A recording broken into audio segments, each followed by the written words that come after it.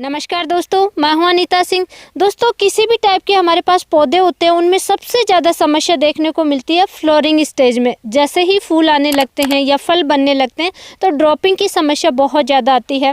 Flower हैं वो सूख करके ड्रॉप होने लग जाएंगे, या फ्लावर से जैसे ही फल सेट होंगे तो छोटे छोटे ही फल ड्रॉप होने लग जाते हैं सूख करके। ये सबसे बड़ी समस्या है बागवानी में, किसी भी टाइप के प्लांट्स हो। अब ये समस्या आती क्यों है? ये आती है पोषक तत्वों की कमी, और सर्दियों के समय में विशेष तौर से हम किसी भी टाइप का फर्टिलाइजर नहीं डालते हैं पौधों में। ये मेन रीजन होता है। स्टोरेज अच्छा नहीं होता पौधे का, और स्टोरेज नहीं होगा तो पौधे में न्यूट्रिशन डिफिशिएंसी देखने को मिलेगी, और उसका असर देखने को मिलेगा हमारे फ्लोरिंग स्टेज में। उत्पादन कम मिलेगा। तो बेस्ट समय है अभी पौधों में सब तरीके के फर्टिलाइजर आपको डालने चाहिए। रासायनिक में कौन कौन से कितनी मात्रा में, और ऑर्गेनिक में कौन कौन से फर्टिलाइजर कितनी मात्रा में, किस तरीके से डालना है, क्या केयर करना है, संपूर्ण जानकारी आज की वीडियो में शेयर कर। विशेष तौर से दोस्तों, अगर आपके पास किसी भी टाइप की सिट्रस प्लांट है जैसे कि किन्नू, मौसम्बी, नींबू वगैरह, उनके लिए आज की डोज बहुत इंपॉर्टेंट होने वाली है। आज का वीडियो बहुत इंपॉर्टेंट होने वाला है, तो बिना स्किप किए एंड तक जरूर बने रहें। तो सबसे पहले दोस्तों, जैसा कि हम चाहे किसी भी टाइप से खेती कर रहे हैं, केवल ऑर्गेनिक कर रहे हैं या रासायनिक प्लस ऑर्गेनिक फर्टिलाइजर हमारे पौधों में डालते हैं, सबसे जरूरी फर्टिलाइजर होता है ऑर्गेनिक, जो कि गोबर की खाद। और वो भी दोस्तों, अगर आप चाहते हैं कि आपके पौधे बिल्कुल स्वस्थ हो, कोई भी रोगों का कीटों का अटैक नहीं हो, तो उपचारित किया हुआ ही गोबर का खाद आपको डालना चाहिए। अभी आपको देख करके लग रहा होगा कि ये कोई गोबर का खाद नहीं है, लेकिन ये देखिए चाय की जो पत्ती आती है, ये देखिए इस तरीके से ये तैयार हो जाता है। उपचारित किया हुआ गोबर की खाद ही है। और जैसा कि मैंने आपसे प्रॉमिस किया था जब ये वीडियो भी बनाया था इस पर, किस तरीके से उपचारित करते हैं, क्या क्या चीज़ें डाल करके उपचारित करते हैं, तो मैंने आपसे वादा किया था कि जब भी प्लांट्स में हम डालेंगे आपके लिए वीडियो ज़रूर बनाएंगे। तो ये दोस्तों, गोबर की खाद में हमने डाला था ट्राइकोडर्मा, सूडोमोनास, बेसिलोमाइसिस लिलासिनस और ऑर्गेनिक इंसेक्टिसाइड। उसके अलावा नाइट्रोजन, फॉस्फोरस, पोटाश के बैक्टीरिया यानी कि एनपीके कंसोर्टिया, या फिर आप अलग अलग भी ले सकते हैं, जैसे कि एजिटोबैक्टर है, पीएसबी फॉस्फोरस सोलबिलाइजिंग बैक्टीरिया है, केएमबी है, पोटाश मोबिलाइजिंग बैक्टीरिया। इन सब को मिक्स करके हमने इसको उपचारित किया, लंबे समय तक रखा है। कैसे रखा है वो डिटेल वीडियो है, वो आप ज़रूर देखिएगा। ये हमने लिया है। अब दोस्तों, क्योंकि ये सिट्रस प्लांट में डाल रहे हैं, हमारे पौधे आप देखिए, एक नज़र आप ज़रूर देखें पहले डालने से पहले। ये साइज इनकी बन चुकी है अभी। और जितने भी खट्टे फल वाले पौधे हैं, सिट्रस पौधे होते हैं, किन्नू है, मौसम्बी है, नींबू है, संतरा है, इनमें सबसे ज़्यादा डिफिशियंसी देखने को मिलती है जिंक की। ये नई पत्तियों में पीलापन आने लग जाता है। अभी हमारे प्लांट्स में इतना ज़्यादा आपको डिफिशियंसी देखने को नहीं मिल रही होगी। ये देखिए, ये जिंक की डिफिशियंसी होगी। देखिए ये इस टाइप की पत्तियाँ होती हैं। कुछ किसान भाइयों के अक्सर हमें व्हाट्सएप भी आते हैं, कमेंट्स भी आते हैं, तो ये जिंक की डिफिशियंसी है, नई पत्तियों में पीलापन आएगा। ये देखिए, सर्दियों की वजह से वैसे ही नॉर्मली ये लीफ अभी ड्रॉप हो रही हैं, अदरवाइज डिफिशियंसी हमारे प्लांट्स में ज़्यादा नहीं है। ये अगर साइज है, कम से कम भी 5 साल के प्लांट हैं आपके पास, और फ्रूट क्योंकि आगे फरवरी मार्च में फ्लोरिंग स्टेज आएगी, फ्लावर्स आएंगे, आपको फ्रूट लेना है, प्रोडक्शन लेना है, तो ये गोबर की खाद आपको डालना है 40 kg पर प्लांट। ये देखिए दोस्तों, मिनिमम है, ये डोज आपको डालना ही डालना है। इसका साइड इफ़ेक्ट नहीं है, लेकिन साल में एक बार ही डालना है। निराई गुड़ाई करने के बाद में, हमने प्लांट्स में निराई गुड़ाई कर दी है, खरपतवार निकाल चुके हैं। निराई गुड़ाई करने के बाद में पहले, जैसा कि मैंने आपको बता दिया, ऑर्गेनिक फर्टिलाइजर 40 kg पर प्लांट आपको लेना है। उसके अलावा, क्योंकि अब हरापन अच्छा होना चाहिए, नाइट्रोजन की कमी नहीं होनी चाहिए। और नाइट्रोजन की कमी से एक चीज़ आप ज़रूर ध्यान रखें, नाइट्रोजन की कमी रहेगी तो किसी भी टाइप के पोषक तत्व का अपटेक ही पौधा नहीं कर पाता है। तो नाइट्रोजन भरपूर मात्रा में पौधे में होने चाहिए इस समय स्टोरेज टाइम में। तो उसके लिए हम ले रहे हैं यूरिया। ये देखिए, ये यूरिया गोल्ड नहीं है, जो 46% नाइट्रोजन वाला पुराना यूरिया है वही हम लोग ले रहे हैं। वैसे नाइट्रोजन की पूर्ति के लिए दोस्तों हमने एजिटोबैक्टर मिक्स कर चुके थे, लेकिन फिर भी हम यूरिया भी ले रहे हैं। यूरिया की मात्रा आपको पर प्लांट 300 ग्राम लेनी है दोस्तों। अगर बड़े प्लांट हैं, फ्रूट आप लेंगे, तब आपको 300 ग्राम पर प्लांट डालना है। इसके साथ में और हम ले रहे हैं, क्योंकि जिंक की कमी सबसे ज़्यादा देखने को मिलती है सिट्रस प्लांट में, और उसके लिए आपको चिलिटेड जिंक यूज नहीं करना है, क्योंकि उसका रिजल्ट आपको लंबे समय तक नहीं मिलेगा, फटाफट रिजल्ट मिलेगा।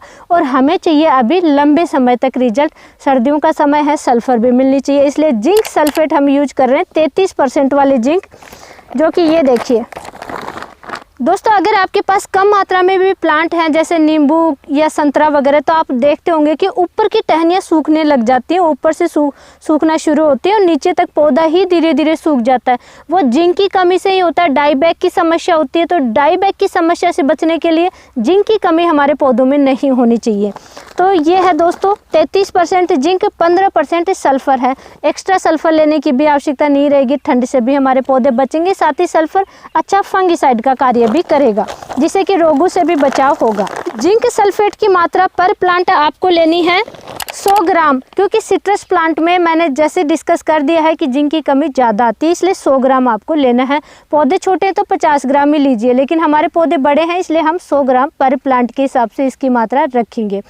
दोस्तों जिंक हो गया, नाइट्रोजन हो गया। आप सोच रहे होंगे कि फॉस्फोरस की पूर्ति के लिए हम डीएपी यूज नहीं कर रहे हैं। डीएपी दोस्तों, क्योंकि जिंक के साथ में डीएपी हम नहीं यूज कर सकते। जिंक और फॉस्फोरस का कॉम्बिनेशन नहीं होता है, जिंक फास्फेट बन जाता है, जो कि पौधे अपटेक नहीं कर पाते हैं। इसलिए फॉस्फोरस की पूर्ति के लिए हमने एक तो गोबर की खाद में ही फॉस्फोरस के बैक्टीरिया डाल दिए हैं, जिससे कि फॉस्फोरस की पूर्ति होगी। सेकंड, अगर मिट्टी का पीएच 7 या 7 से कम है, तब आपको ऑर्गेनिक में ही यूज करना चाहिए बोन मील फर्टिलाइज़र। ये देखिए, ये बोन मील फर्टिलाइज़र है।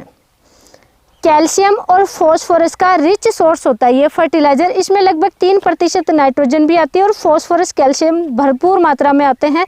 जो मरे हुए एनिमल होते हैं उनकी हड्डियों का बनाया हुआ ये चूर्ण होता है, पाउडर फॉर्म में भी आता है और इस टाइप का भी आता है। ये देखिए, इसकी मात्रा आपको लेनी है दोस्तों 1 kg पर प्लांट। ये ऑर्गेनिक है, इसका साइड इफ़ेक्ट नहीं है, लेकिन बहुत ज़्यादा मात्रा में भी यूज नहीं करना। 1 kg मिनिमम आपको डालना ही डालना है पर प्लांट। लेकिन सावधानी आप ज़रूर ध्यान रखें, अगर मिट्टी का पीएच 7 से ज़्यादा है या क्षारीय मिट्टी है, तब आपको इसका यूज नहीं करना है बोन मील फर्टिलाइज़र का। नेक्स्ट दोस्तों, कि पौधों में रोग प्रतिरोधक क्षमता अच्छी होनी चाहिए, मिट्टी का जो पीएच है वो मेंटेन रहना चाहिए, साथ ही मिट्टी में सुधार होना चाहिए। सारी चीज़ों की वाटर होल्डिंग कैपेसिटी भी बढ़े, बहुत सारे फायदे देखने को मिलते हैं। तो उसके लिए हम यूज कर रहे हैं दोस्तों सीवीड एक्सट्रैक्ट। सीवीड एक्सट्रैक्ट आप वैसे किसी भी कंपनी का ले सकते हैं, जैसे कि इफ्को की सागरिका आती है, बायोविटा आता है, ये धानु का कंपनी का है, धनजाइम जी है, तो इसका भी आप इस्तेमाल कर सकते हैं। सभी सेम कंटेंट आता है। समुद्री घास लैक्टोबैसिलाई से बना हुआ ये फर्टिलाइज़र होता है, 100% ये ऑर्गेनिक होता है और हमारे मिट्टी में बहुत अच्छा सुधार देखने को मिलता है। लेकिन दोस्तों इसका डायरेक्ट रिजल्ट आपको देखने को नहीं मिला है, क्योंकि इसका लंबे समय तक स्लो रिलीज फर्टिलाइज़र है, लंबे समय तक धीरे धीरे इसका रिजल्ट देखने को मिलता है और बहुत अच्छा रिजल्ट आता है। तो ये सीवीड एक्सट्रैक्ट आपको जरूर लेना है। सीवीड एक्सट्रैक्ट फर्टिलाइजर की आपको मात्रा लेनी है दोस्तों 100 ग्राम पर प्लांट। और ये देखिए, सागरिका है वो थोड़े दाने ज़्यादा मोटे आते हैं, धनजाइम जी के थोड़े से ये छोटे आकार में आते हैं। ये देखिए, इस टाइप का आता है। जिनके भी घर पे 1 प्लांट होता है, 2 प्लांट होता है, 3-4 प्लांट होते हैं, इसलिए दोस्तों पर प्लांट के हिसाब से हम डोज बता रहे हैं आपको। जितने भी पौधे हैं, जैसे 100 पौधे हैं, 10 पौधे हैं, 20 पौधे हैं, उसी अनुसार ये मात्रा लीजिए, एक जगह आप मिक्स कीजिए। एक फर्टिलाइजर और है जो बहुत ज़्यादा इंपॉर्टेंट है दोस्तों, अगर आप चाहते हैं कि लंबे समय तक आपके पौधे फल दें, 10 साल, 15 साल, 20 साल तक, तो ऑर्गेनिक ज़्यादा से ज़्यादा यूज करने ही चाहिए। और ऑर्गेनिक में एक फर्टिलाइज़र ये है दोस्तों, न्यू लीफ ऑर्गेनिक मैन्योर। ये देखिए, हमारे बहुत सारे वीडियो में आपने देखा होगा, इस फर्टिलाइज़र को हम बहुत यूज करते हैं, लंबे समय तक यूज करते हैं, क्योंकि दोस्तों बहुत सारी चीज़ों से मिलकर बना हुआ ये फर्टिलाइज़र होता है, जैसे कि cow manure, chicken manure, seaweed extract है, रॉक फॉस्फोरस है या कोकोपीट है। इस तरीके से बहुत सारी चीज़ों से मिलकर के बना हुआ फर्टिलाइज़र होता है। सभी प्रकार के 17 पोषक तत्वों की पूर्ति ये फर्टिलाइज़र करता है, इसलिए इस फर्टिलाइज़र को भी आप ज़रूर यूज करें। लेकिन कमी यह है कि दोस्तों ये हर जगह आसानी से अवेलेबल नहीं होता। गुजरात राजकोट की ये कंपनी है, न्यू लीफ ऑर्गेनिक मैन्योर नाम से अवेलेबल होता है। नंबर आपको दिखाई दे रहे हैं स्क्रीन पे, उस नंबर पे आप व्हाट्सएप कीजिए और ऑर्डर कर सकते हैं। कम से कम 10 पैकेट एक साथ में ऑर्डर करने होते हैं। ये दोस्तों अगर आप लार्ज स्केल पे खेती करते हैं तो इस फर्टिलाइज़र को ज़रूर आप 10 पैकेट एक साथ मंगवा करके रख लें और यूज करते रहें। इसकी मात्रा आपको, क्योंकि ऑर्गेनिक फर्टिलाइज़र है दोस्तों, इसका कोई साइड इफ़ेक्ट नहीं है, इसलिए पर प्लांट अगर छोटे हैं तो 2 kg आपको डालना ही डालना है। ज़्यादा बड़े हैं या न्यूट्रिशन की कमी आती है, पोषक तत्वों की कमी आती है, तो 4 kg तक भी आप डाल सकते हैं। हम पर प्लांट 4 kg की मात्रा ही रख करके इसको यूज कर रहे हैं। 25 kg का ये एक पैकेट आता है।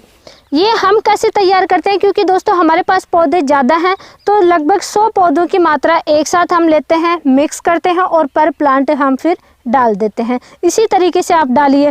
सावधानी ज़रूर ध्यान रखिए दोस्तों, जैसे अभी शाम का समय आप देख रहे हैं हम मिक्स नहीं कर रहे हैं, क्योंकि अगर मिक्स करके आप रख देंगे और यूरिया मिक्स करेंगे तो ये पिघलने लग जाएगा, इसलिए आपको मिक्स करके रखना नहीं है। आप देखिए कि आज की सुबह के समय कि आप कितने पूरे पौधों में डाल सकते हैं, उतना ही आप मिक्स कीजिए और आप तुरंत डालते जाइए। मिक्स करके आप लंबे समय तक ना रखें, ये सावधानी है दोस्तों।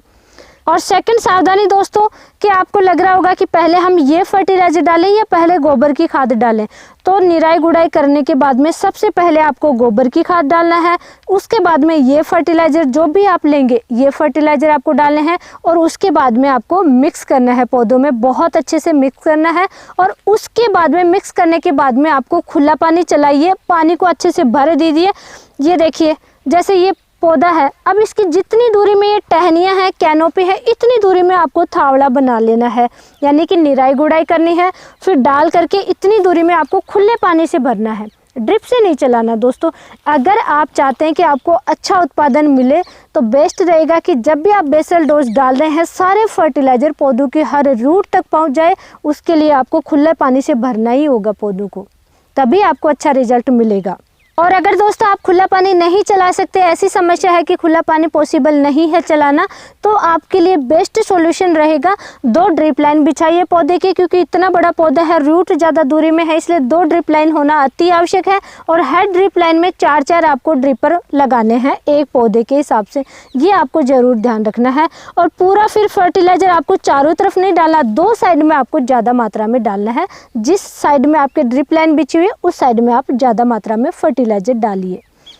इस तरीके से आपको डालना है। और अगर आप खुला पानी हमारी तरह चला देंगे, अच्छे से भर देंगे, तो आगे फिर आप खुले पानी की आवश्यकता नहीं है, फिर आप ड्रिप से ही चलाते रहिए। दोस्तों ये हुआ first basal dose, harvesting complete हुई है हमारे। अगर आप रेगुलर हैं तो आप देख रहे होंगे हार्वेस्टिंग कंप्लीट हुई है, निराई गुड़ाई चल रही है, तो ये फर्स्ट बेसल डोज है।